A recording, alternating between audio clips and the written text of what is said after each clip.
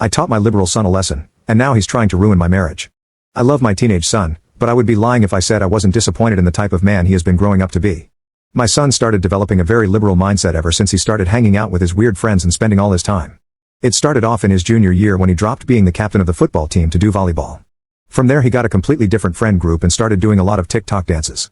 Personally, I wasn't a fan and thought it was super weird. He also started dressing really baggy, and although at first I thought he was just bulking up, it turns out he just got a very feminine style. My wife and his older sister are very supportive, and I find him spending a lot more time with them than me. I've never confronted my son about his sexuality, and I really just don't want to know if he does happen to be gay. Our relationship is already sort of strained, and I feel like if I found out he wasn't straight, it would make it very hard for me to treat him the same. Like I said, I don't have a problem with gay people, I just don't want to be shoved in my face. Recently my son also hasn't been wanting to go on our usual hunting trips in our favorite forest or shoot some hoops with me. All he wants to do is stay on his stupid phone all day. I've had many confrontations with him recently, but I don't think he takes me seriously or even understands my concerns. That's when one day he got sick from school, probably from lack of sleep because he spends all night on his phone. I decided to stay home and watch him, so that maybe I could have a man-to-man talk with him.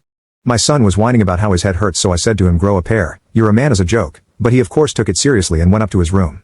For lunch I cooked him my signature steak, something we hadn't eaten in a long time, but he refused and said he wanted some soup or sushi. I got mad at him and thought how ungrateful he was that I had done all of this for him and he wasn't even respectful enough to eat it. That's when I saw him going through my wife's cabinet looking for an aspirin and Theraflu. I asked him what he was doing and he said he was taking some medicine.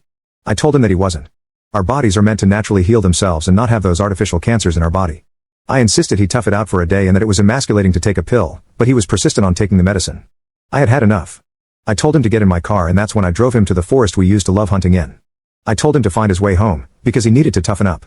He was becoming such a little wuss and I always wanted my son to become a man like his father. I obviously didn't just leave him stranded, but I waited outside the edge of the forest.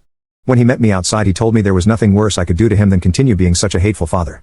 I told him I was proud of him for making it out of the forest, but that he was grounded and wouldn't have his phone for the next month so that he could get back in his right mind.